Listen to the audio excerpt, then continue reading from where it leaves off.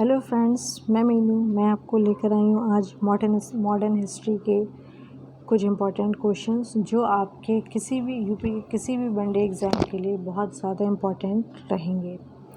और काफ़ी बच्चे बोल रहे थे कि उनको आधुनिक भारत के क्वेश्चंस जो है मैडम डालिए, तो मैंने जो है मुर्शद सर ने मुझको बताया, तो मैंने जो है वो स्टार्ट किए हैं आज से। और जो है आपको 1-2 दिन में जो है वो मॉडर्न हिस्ट्री के साथ ही साथ पॉलिटी के क्वेश्चंस भी जो है वो मिलने स्टार्ट हो जाएंगे।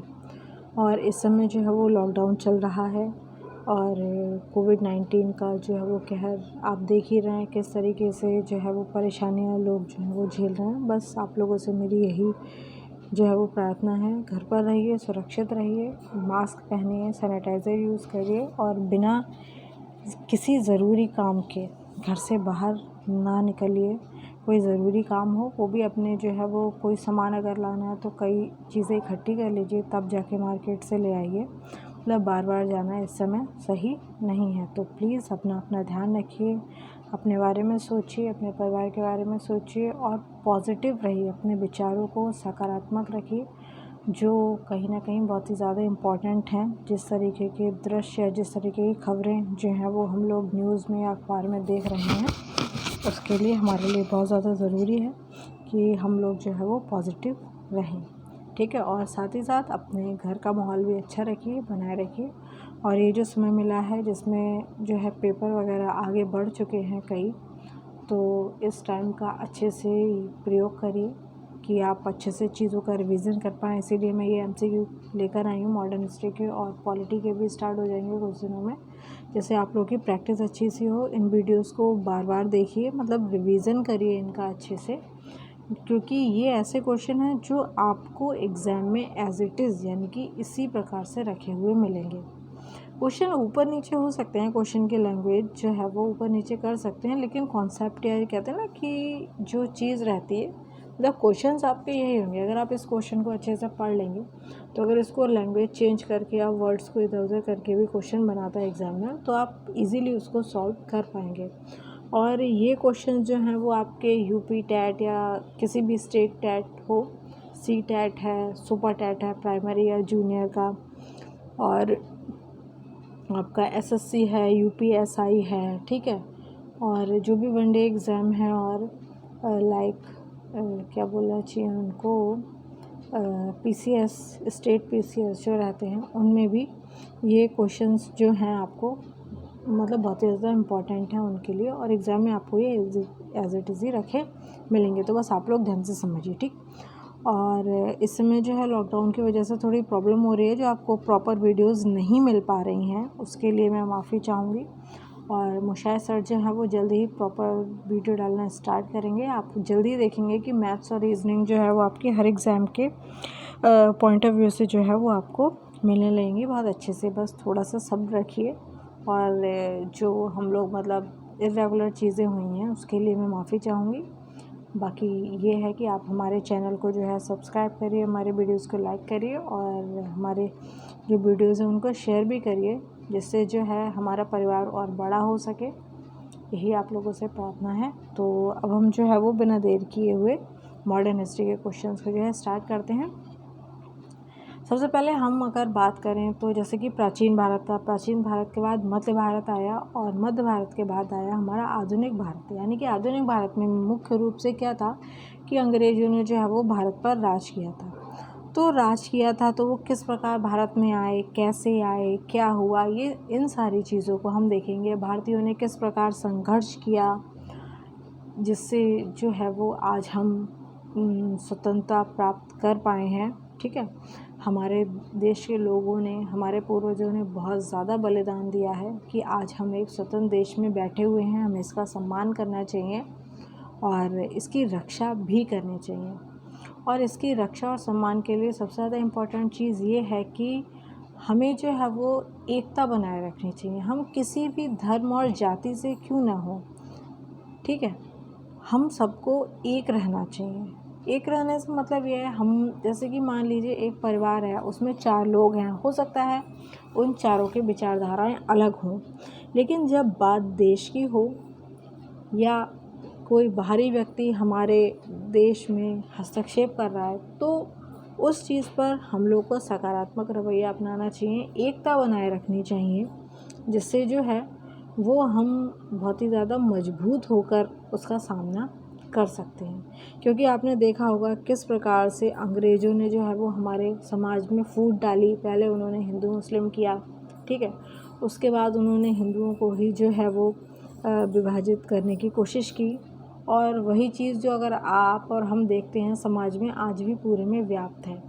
तो क्यों ना हम जो है वो इस चीज़ को समाप्त करके हम सबसे पहले एक भारतीय बने, ठीक है। आधुनिक भारत को समझने के लिए ये बहुत ज़रूरी है कि हम एक भारतीय होकर सोचें, ना कि किसी धर्म और जाति विशेष को लेकर, ठीक है। सबसे पहले हम एक भारतीय बनते हैं, भारतीय नागरिक बनते हैं।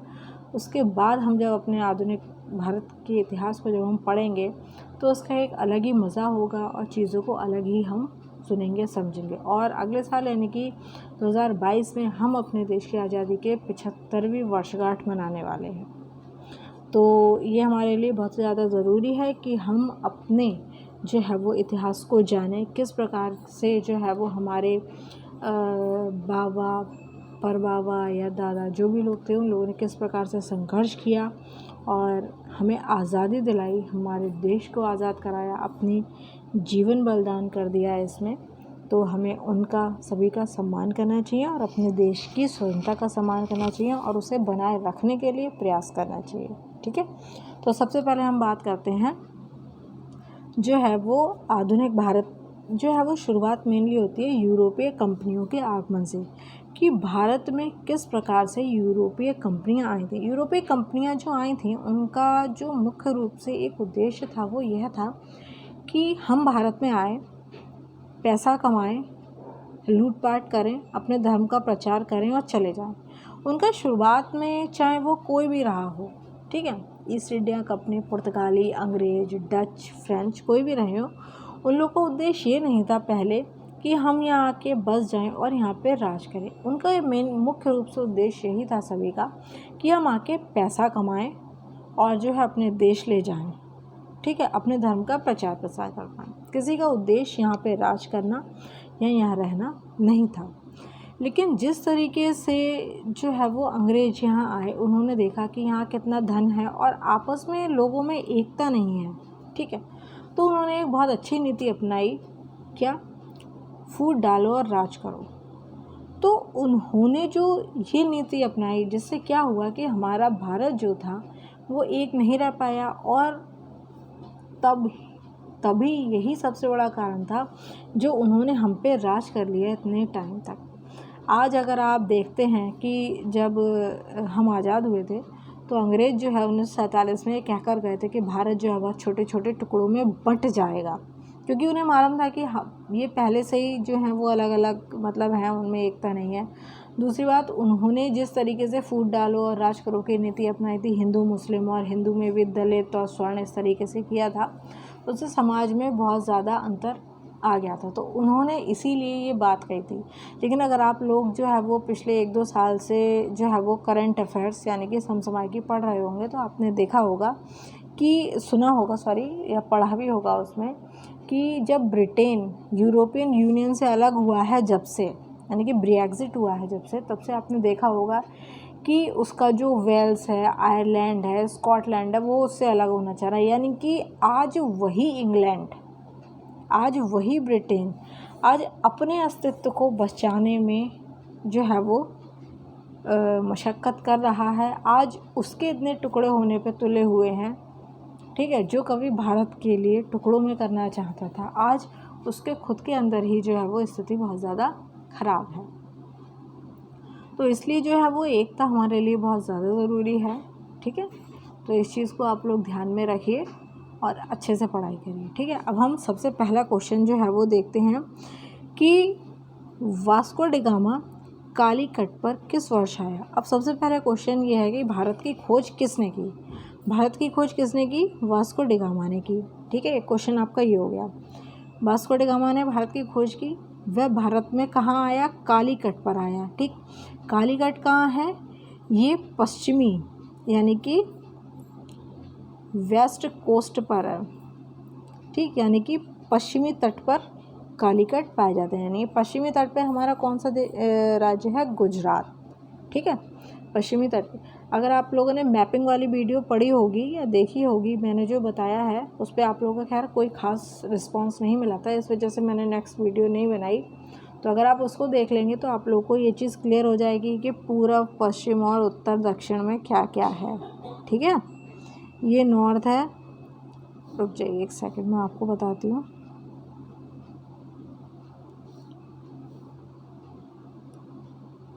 ये नॉर्थ, ये साउथ यानी कि उत्तर, ये दक्षिण, ये पूरब यानी कि ईस्ट, और ये वेस्ट यानी कि पश्चिम। यानी कि यहाँ इस तट पर, कालीकट का तट कहाँ है? पश्चिमी तट पर। पश्चिमी तट यहाँ पे क्या है? गुजरात। ठीक है, तो आप लोग अगर उस वीडियो को देखेंगे तो आपको पता चल जाएगा। ठीक, तो वास्को ड गामा कालीकट पर किस वर्ष में आया? पहला ऑप्शन है, ठीक है, 1350 AD, दूसरा ऑप्शन है 1498 AD, तीसरा है 1530 और चौथा है 1612 AD। ठीक, तो इसका सही आंसर है 1498 AD, यानी कि वास्को ड गामा कालीकट पर किस वर्ष में आया था? 1498 में। यानी कि भारत की खोज इसने कब की थी? 1498 में। ठीक, तो इस एक क्वेश्चन के साथ साथ आप ये देखिए कि आपके कितने क्वेश्चन क्लियर हुए हैं। ठीक है, तो आप लोग इस वीडियो को अच्छे से देखिए। आपके एक क्वेश्चन के साथ जो है वो कई क्वेश्चंस मैं क्लियर कराती चलूँगी। और हाँ, एक चीज़ और, वास्को ड गामा जो था ना वो पुर्तगाली था, ये पुर्तगाल से आया था। ठीक है, इस चीज़ को भी आप लोग ध्यान रखिएगा। अब हम लोग नेक्स्ट क्वेश्चन देखते हैं।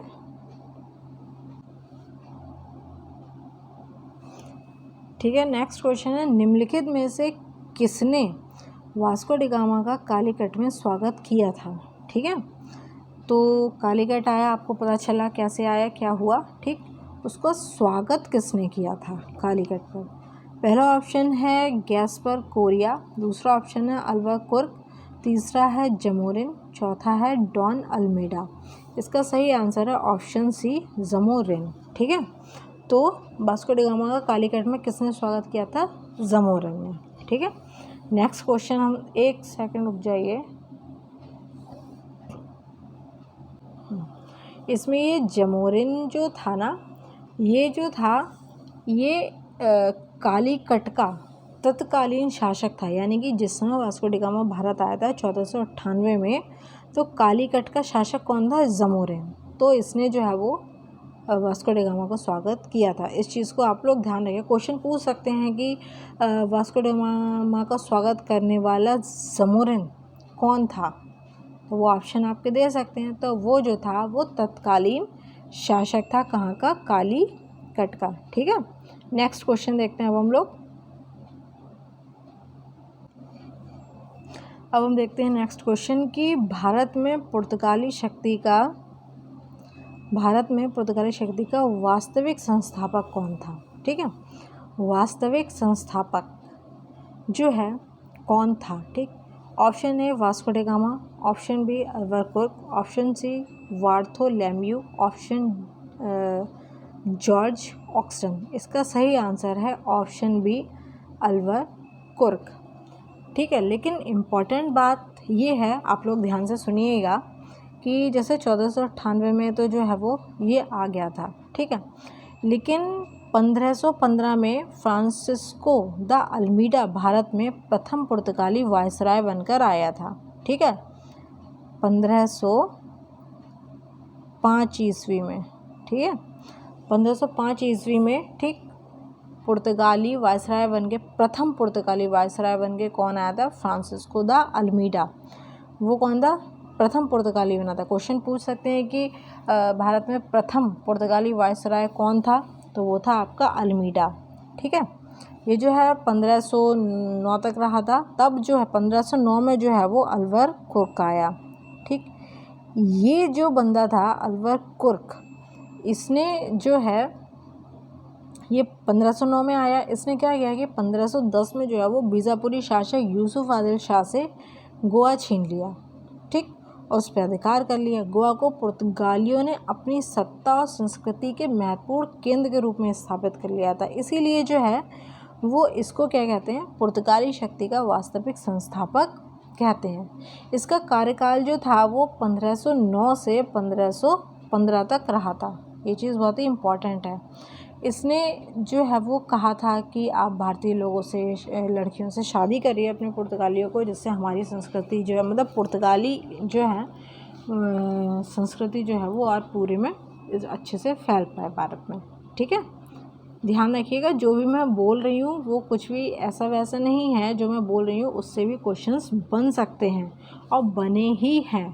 ठीक है, तो इस चीज़ को भी अगर आप नोट डाउन करना चाहें तो आप लोग कर सकते हैं। ठीक है, नेक्स्ट क्वेश्चन देखते हैं। अब हम देखते हैं ये पुर्तगालियों ने भारत में निम्नलिखित में से किस स्थान पर प्रथम दुर्ग का निर्माण किया था? ऑप्शन ए अजीदीप में, ऑप्शन बी कन्नानौर में, ऑप्शन सी कोचीन में, ऑप्शन डी गोवा में। ठीक है, पुर्तगालियों ने भारत में, क्वेश्चन को ध्यान से पढ़िए तो आपको क्वेश्चन जो है वो सॉल्व हो जाएगा।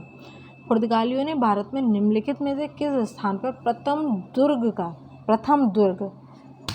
प्रथम दुर्ग का निर्माण किया था? कहाँ किया था? इसका सही ऑप्शन है ऑप्शन सी कोचीन। ठीक है, पुर्तगालियों ने जो है वो प्रथम दुर्ग अपना जो है वो कहाँ बनाया था? कोचीन में। कब बनवाया था? 1503 में। ठीक है, इसकी डेट याद रखिएगा, इस चीज़ को ध्यान रखिएगा कि इन्होंने प्रथम दुर्ग कहाँ बनवाया था? कोचीन में। और कब? 1503 में। ठीक है, नेक्स्ट क्वेश्चन देखते हैं हम। मध्यकाल में सर्वप्रथम भारत से व्यापार संबंध स्थापित करने वाले थे। ठीक, मतलब मध्यकाल में सर्वप्रथम भारत से व्यापार संबंध किसने स्थापित किए थे? ठीक है, option A Dutch, option B अंग्रेज, ऑप्शन सी फ्रांसीसी, ऑप्शन डी पुर्तगाली। इसका सही आंसर है ऑप्शन डी पुर्तगाली। अगर आपको इसका सही आंसर नहीं भी पता है और आपको बस थोड़ी बहुत नॉलेज है, तब भी आप इस क्वेश्चन को सॉल्व कर सकते हो, क्योंकि सबसे पहले जो है वो भारत में एंट्री किसने ली थी? पुर्तगालियों ने। यानी कि वास्को डी गामा ने भारत की खोज की थी, वो एक पुर्तगाली था। उसका जमोरिन ने स्वागत किया, वहाँ व्यापार संबंध स्थापित हुए। तो मध्यकाल में सर्वप्रथम भारत से व्यापार संबंध स्थापित करने वाले कौन थे? पुर्तगाली। मतलब अगर आपको इसका सही आंसर नहीं भी पता है और आप सिर्फ आपको ये अंदाजा है कि सबसे पहले भारत में कौन आया था, ठीक है, तो आप उसके आधार पर भी इस क्वेश्चन को सॉल्व कर सकते हो, सही कर सकते हो। ठीक है, नेक्स्ट क्वेश्चन देखते हैं। अब हम देखते हैं किन यूरोपियों ने भारत में प्रथम सामुद्रिक व्यापारिक केंद्र स्थापित किए थे? मतलब समुद्र से व्यापार सबसे पहले भारत में किस यूरोपियों ने किया था, किस यूरोपीय देश ने किया था? इस क्वेश्चन का आंसर भी जो है आप लोग अगर गैस कर सकते हैं, आपको नॉलेज है भारत में कौन पहले आया था, उसके आधार पे आप ठीक कर सकते हैं पिछले वाले क्वेश्चन की तरह। ठीक है, ऑप्शन ए है अंग्रेज, ऑप्शन बी क्या है? फ्रांसीसी, ऑप्शन सी पुर्तगाली, ऑप्शन डी डच। इसका आंसर आप लोग मुझे कमेंट बॉक्स में दे सकते हैं। मुझे लगता है ज़्यादातर बच्चे इस क्वेश्चन को सही करेंगे। ठीक है, तो इसका सही आंसर है ऑप्शन सी पुर्तगाली, क्योंकि सबसे पहले यही आए थे। ठीक है, इन्होंने ही सबसे पहले व्यापार करना भारत से स्टार्ट किया। तो जब इन्होंने ही समुद्री व्यापारिक मतलब समुद्री मार्ग खोजे, तो सबसे पहले यही स्टार्ट करेंगे ना। ठीक है, तो इस चीज़ को आप लोग ध्यान में रखिएगा। ठीक, हम नेक्स्ट क्वेश्चन देखते हैं। अब हम देखते हैं कि बंगाल में निम्नलिखित फैक्ट्रियों में से एक जो पुर्तगाली द्वारा स्थापित की गई थी, मतलब बंगाल में जो है वो पुर्तगालियों ने फैक्ट्री स्थापित की थी, कौन सी की थी? Option A Bandel, option B Chinsurah, option C Hooghly, option D Srirampur. ठीक, इसका सही आंसर है ऑप्शन सी हुगली। ये उन्होंने जो है 1500, इसके बारे में मैं कुछ आप लोगों को बताना चाहती हूँ, इसमें आप ध्यान रखिएगा।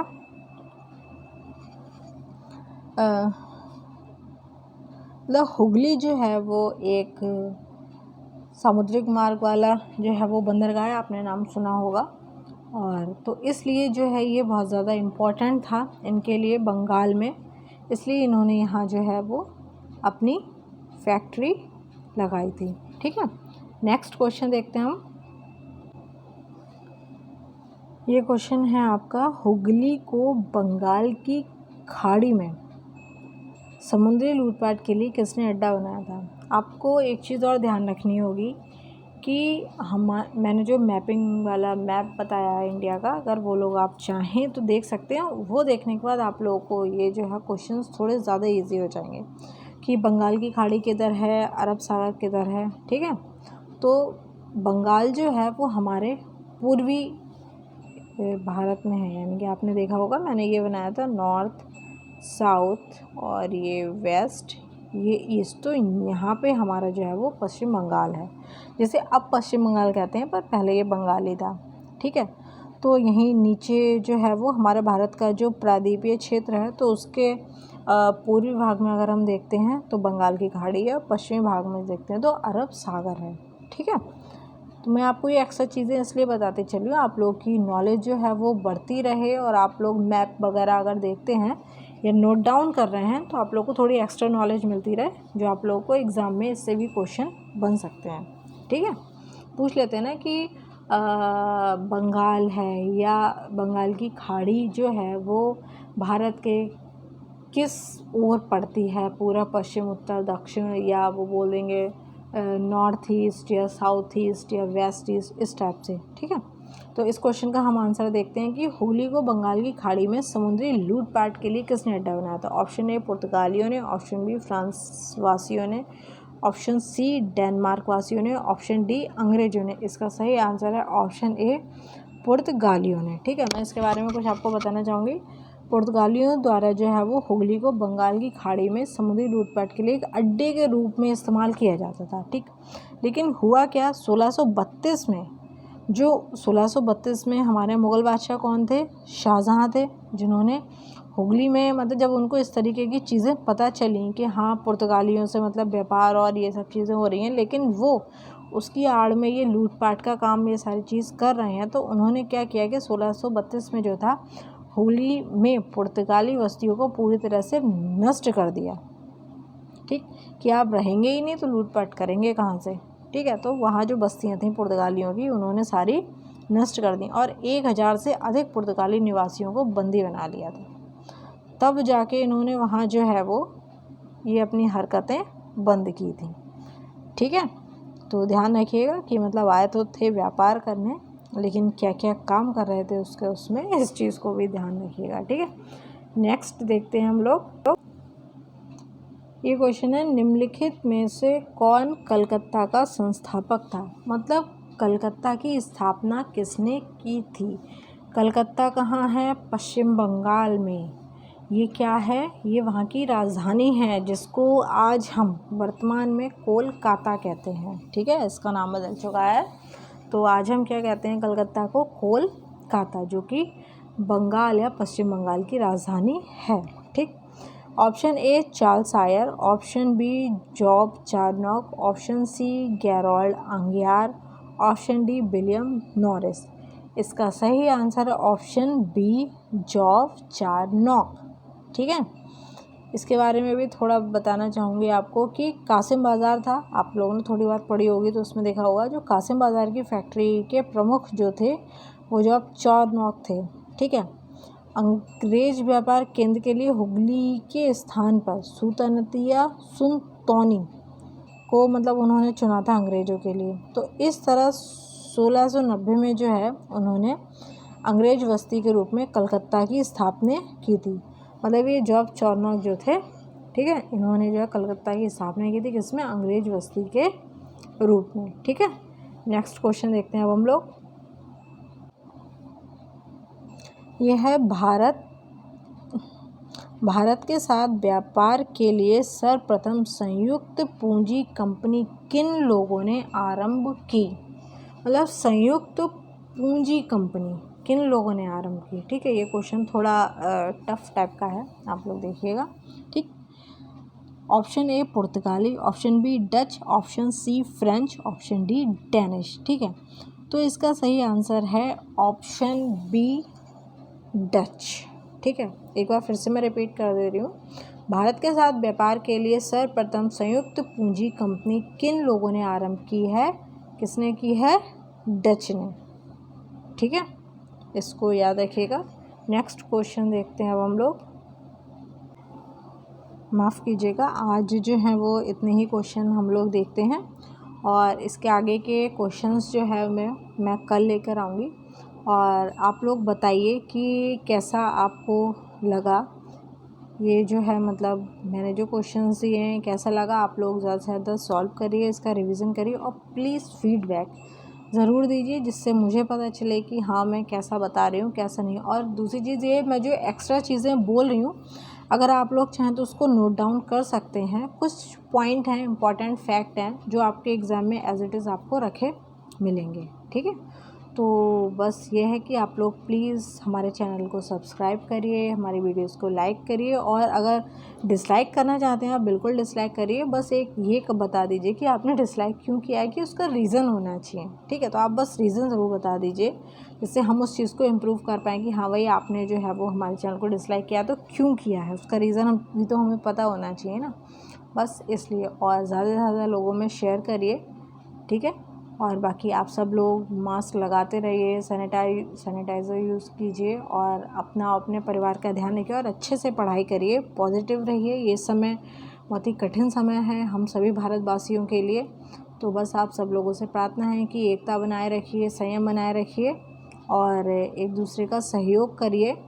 ठीक है, अगर किसी इंसान को किस चीज़ की ज़रूरत है तो प्लीज़ एक दूसरे की हेल्प करिए, लेकिन बहुत ही सावधानी पूर्वक। ठीक है, और बिना ज़रूरी काम के घर से बाहर नहीं जाइए और अपना सभी लोग ध्यान रखिए। और मैं जो हूँ नेक्स्ट कल जो है एक नए क्वेश्चंस के साथ इसके आगे के मैं फिर आपके सामने हाजिर होंगी। तब तक के लिए नमस्कार और अपना ध्यान रखिए। Thank you.